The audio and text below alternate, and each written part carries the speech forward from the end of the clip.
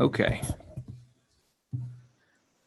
So we are live on YouTube now. So I will call to order the Ravenna City Council meeting, the Committee of the Whole meeting at 7 o'clock on August 17th. The first item on the agenda, well, it's roll call.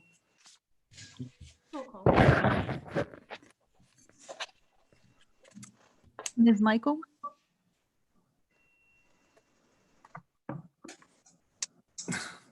I think that wave means she's present. Yeah, I'm here. Sorry. Mr. Karas? Here. Mr. Moskin? Yes. Ms. Wood? Yes. Mr. Kelfie? Here. Ms. West? Here. Mr. Harper? Here. Bless you. Thank you. So the first item on the agenda tonight is the approval of Committee of the Whole meeting minutes from July 20th, 2020. Was there any questions, concerns about those? And hearing none, do we have a motion to accept? No move. Second. All in favor? Aye. Aye. Aye. Thank you. So the second item on the agenda is our fair housing presentation. Mr. Peets from Portage County Regional Planning is here with us. So Todd, I will turn it over to you. Well, good afternoon, everybody. Nice to see you all. I think half the council's switched since the last time I did presentations, but I know many of you anyway, so that's good. So, okay, so the presentation, we're required to do this because we funded the Vine Street project in the CDBG program, as well as we did a critical infrastructure city. So we're required to talk about fair housing. I'm gonna be very brief. If you have questions afterwards, please ask me. And I'm also available anytime you wanna talk to me about fair housing. So again, my name's Todd Peets. I'm with Portage County Regional Planning. The county commissioners are the ones who are actually the people who are given the money from the state, from HUD. The HUD gets the money from the state, gets the money from HUD, and then the commissioners that have regional planning administrate the CDBG program, and we also administrate the fair housing program. So fair housing is probably pretty straightforward and easy to understand. It's it's basically in the 1960s, right before the civil rights programs began, is that we discovered that, well, I shouldn't say discovered, but we had a realization that different races were being treated differently, different nationalities were being treated differently, and there was discrimination of many types going on. So in 1968, they passed a civil rights I'm trying to do this faster than I always do. I apologize. I know this is something you guys want to get through. So in 1968, they passed protected civil rights. The Civil Rights Act stated that segregation based on race, color, religion, sex, or national origin, which is whatever country you come from, was discrimination and was illegal. These groups were known as the protected classes. In 1988, an amendment was undertaken that family status and handicap were also two new protected classes. And so basically you were allowed to live and work wherever you could as a handicapped folk, and as a in a family status was you couldn't discriminate based on the type of family you were. In 2008, there was a military status was added to Ohio's protected classes, so you couldn't discriminate because you were in the military. A lot of times people are in the National Guard and they get sent off, and people don't want to rent you because you might be gone. Ohio allows no exceptions to fair housing requirements. Portage County provides this information about fair housing to many groups to ensure that all county residents understand the right to live where they want to live and where they can afford to live. And Lisa Reeves in our office is our fair housing coordinator, or CDBG specialist. We have had situations in Ravenna. The most recent was where they had a problem with fair housing. The tenants, people were going to rent there. This is in Ravenna. They were going to rent in a house, and they wanted to rent on the second floor, but they had children. And so, the landlord there said that they couldn't rent, families with children couldn't rent on the second floor, but they could rent on the first floor. This person filed a claim of fair housing discrimination because they had children, they couldn't rent on the second floor, and they won that case. And the state of Ohio, or HUD, or both, fine that landlord $110,000 for not renting that apartment. So it's a very serious thing. It has financial burdens and limitations to landlords, and it's important that landlords too are made aware of this kind of stuff. And typically what we see mostly, and it's not always fair housing, but it's really more, when we talk about what happens in Ravenna, because we take all the fair housing calls that happen in Ravenna. And typically it's mostly about landlords not keeping up with their units and things like that. And we assist there too. We work with the city and whoever needs to be contacted in case there's a roof problem, a leak problem, a plumbing problem, electrical problem, bed bug problem, and those kind of, mold problems, or bed bugs and mold is probably the two most common, but we work with them as best we can to solve those problems. So to be really brief, and I'm sorry I talk fast, I always talk fast for those who don't know me. I'll answer any questions you may have. Hey, Todd, can you talk about the recent ruling that rescinded the affirmatively furthering fair housing statute? Does that affect what you're doing here locally? Well, can you be more specific about the case? Because I don't think I'm familiar with anything that's changed for housing just yet. It was the recent, it was rescinded by, I think, Ben Carson and the Trump administration, the affirmatively furthering fair housing, AFFH rule that came through. I guess if you're not familiar with it, we're not too sure how it's going to affect us. Well, I can tell you, I'm not sure it's how it's going to affect us either. I can tell you this, though, that we just submitted a CBG back in June, and the state's asking us more questions about, our impediments to fair housing. So I don't think they're limiting or reducing their fair housing requirements from what we can tell. They asked us for about a dozen things that they want us to mention to them how we're going to handle those impediments, that, what prevents fair housing in this area. So as far as I know, nothing's changed just yet. And maybe that's something that's going to evolve in the near future. To further answer that, Andrew, the change that Ben Carson made, that was a change to the analysis of impediments and the basically reviewing those on an annual basis that was just implemented in the last couple of years. And Ben Carson saw that it was actually a hardship for the communities to try to do what they were doing, and it really didn't give them any more information than what they were looking for with the analysis of impediments. So basically, we're back to the original analysis of impediments. And Todd, I can't remember, is it every 5 years that has to be redone? Every 5 years. We just submitted ours last year, Yeah. but like I mentioned, they wanted a more thorough analysis than we provided in our submission. So so basically I'm saying I don't think they've reduced the requirements just yet. No, but that was last year, and they just came out with this notice. So it would be moving forward that it would go back to the original analysis of impediments. Well, I'm not arguing with you, Cheryl. And I appreciate your input. I'm just saying that the one we just submitted this June, they're asking for are much more detailed, right? Handle their impediments, and maybe that's going to change next year or whatever. We're on every other year now, unfortunately. I mean, I say you have to wait 2 years if you didn't get in this cycle. So. Yep.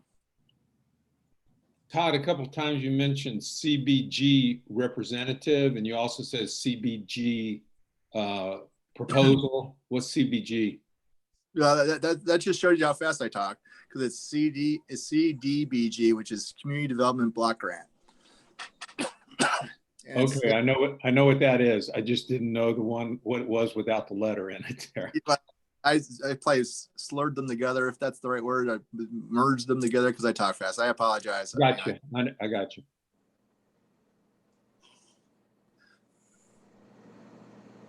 Any other questions then? All right. Well, I appreciate you coming on, Todd, and giving us the update this year. Thank you. All right.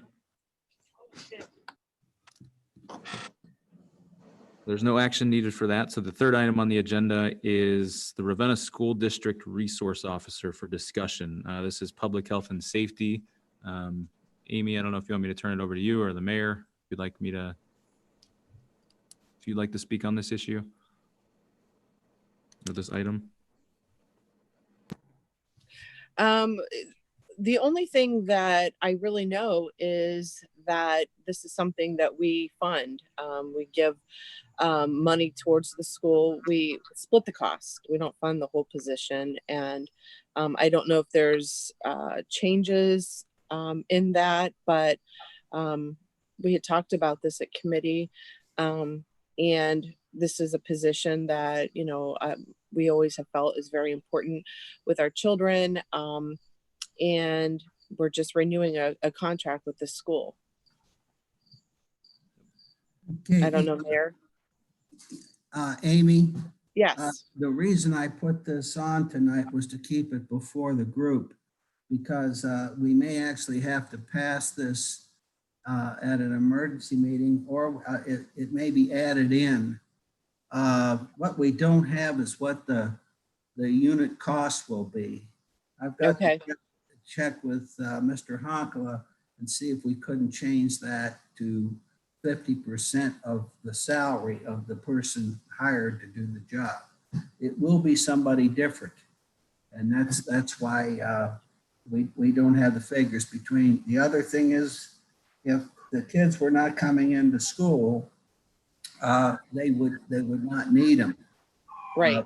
right off. But the way the plans stand right now, they will need somebody there on opening day, which I think is about the 8th of September. Mhm.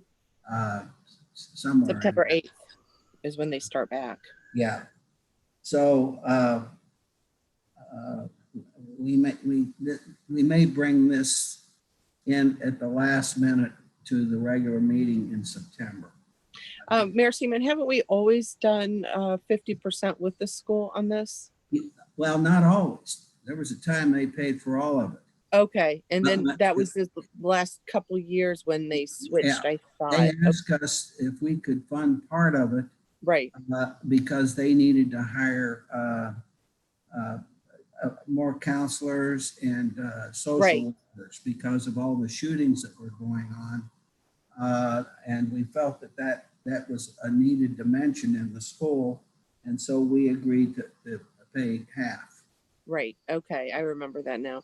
Have we ever reached back to the township to see if they wanted to contribute a percentage of it? We have a meeting coming up with the township in the not too distant future.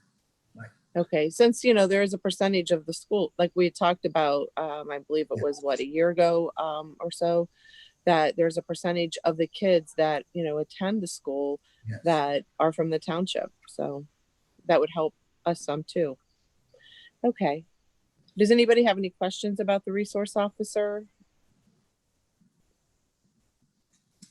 I think back in the beginning, years ago, the city might have paid the whole cost. And then it went to the district, ended up paying the whole cost. And then it went to the split again. So it's changed a lot over the years, I think. My recollection may be off, though. So is everybody's financial circumstances. It Right, kind it's of It changed. changes. that. Over the years, it has changed a lot. So, okay. Then we'll just leave this here, and when we have more of a figure that we can pass that, add it to the agenda, or vote on it rather. Sorry. Thank you. All right, so the next item on the agenda is an ordinance to increase the vehicle maintenance account by $15,000. This is also public health and safety, Amy? Yes, we had talked about that with the fire department, with the chief, and all of the repairs needed right now. This is also something that we need to do in order to keep our vehicles safe. So I don't know if anybody else has any questions about the amount, but Chief Chappell did a really good job in explaining his situation right now with the vehicle. Any other questions on that? Well, then what's the pleasure of the committee? Move it Or- forward. Thank you. Number 5 on the agenda is an ordinance to appropriate an additional $1,500 to the front foyer roof repair account. This is public health and safety. Yes, Chief, I saw you were on here. is there anything different that we've decided then basically just to go with the repair at this time? Because I know at the meeting we had talked about, we would see what would, whether to replace it or just try the repair, depending on cost. I had Castle Roofing came out it'll be 2 weeks on Thursday to give us another estimate of what it would cost to replace the decking. In the meantime, I had Warren Roofing come out. They came out this past Friday, did an evaluation of what was done. They said the repair work that actually Castle did on the lower portion was actually really good work. They said they don't have a problem with it. The problem that they noticed was the flashing that comes up off of that parapet area that goes up into the decking roof that's on that sloped roof. The flashing was only about 3 inches high, going tucked underneath the material that was there. They said it was rather shallow, and then on heavy rains, water wouldn't drain fast enough and was getting up underneath there. So he said that what they had to do is they had to open it up a little bit to do an evaluation.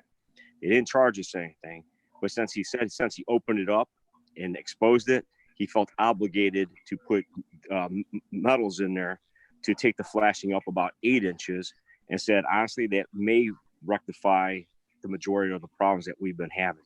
He did state that he agreed that the materials, the decking on the roof was old and it needed to be resealed. Now, they didn't recommend replacing the decking. They recommended coating the decking in a 30-year guaranteed material. So they're giving me a price on that. They said that they should have an estimate on that for me later this week, if not the first part of next week. So again, he's not opposed. He said the same thing. If we treat it and it'll buy us some time, probably get a year or two out of it, doing the minimal on it.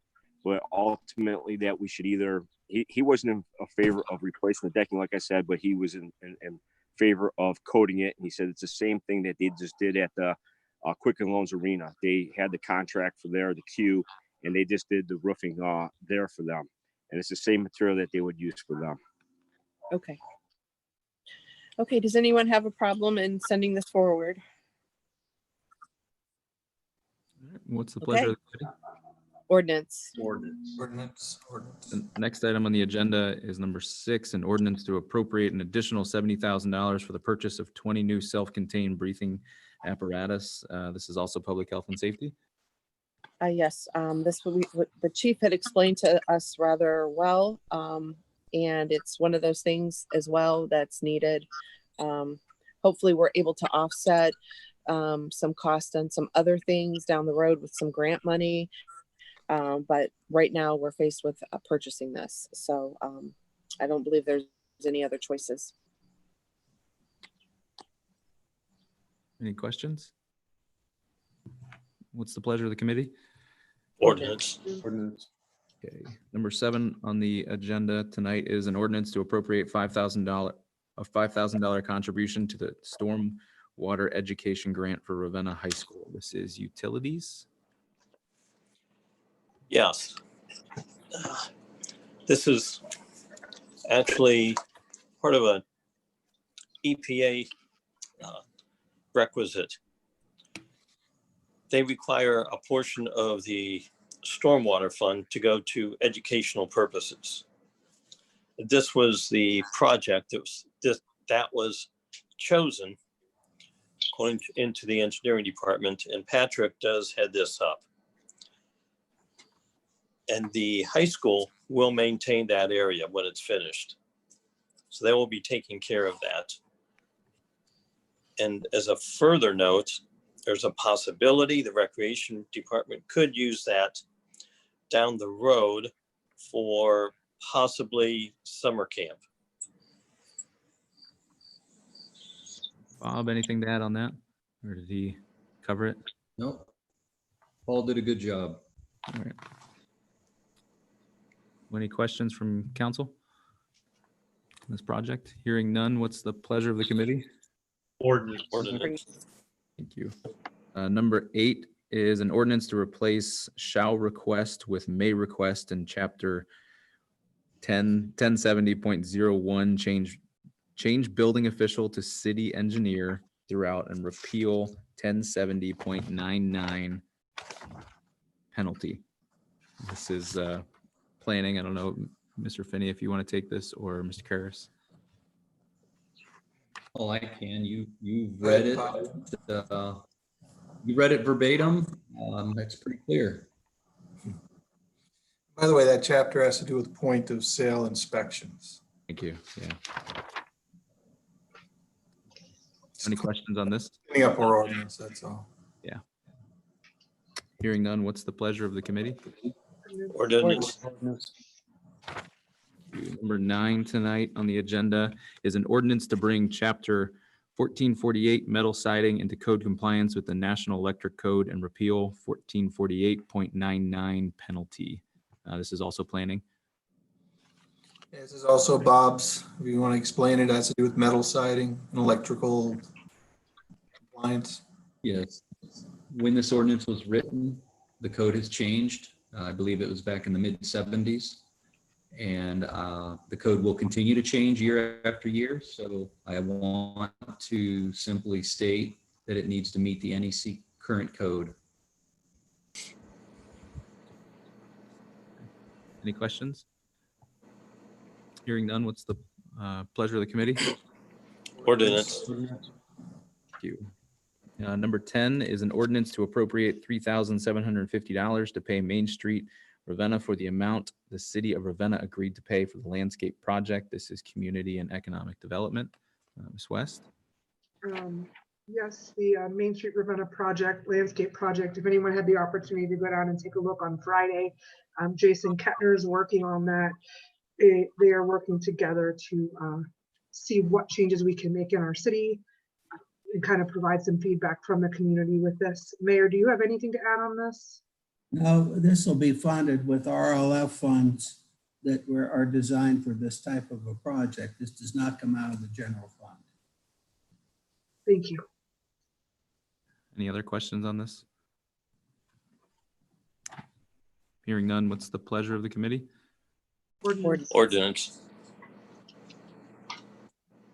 Number 11 on the agenda tonight is an ordinance to appropriate $1,500 for the purchase of a capital asset program. This is information systems. Ms. Wood? Yes, this is actually Brian's program to track our assets. Brian, do you have anything further to add to it? I know you did a really good explanation last week. Thank you. No, nothing really new. This is just to get us updated specifically for the audit, so we have the proper records for them. Without this, we need this update for that. Is there any questions? All right, what's the pleasure of the committee?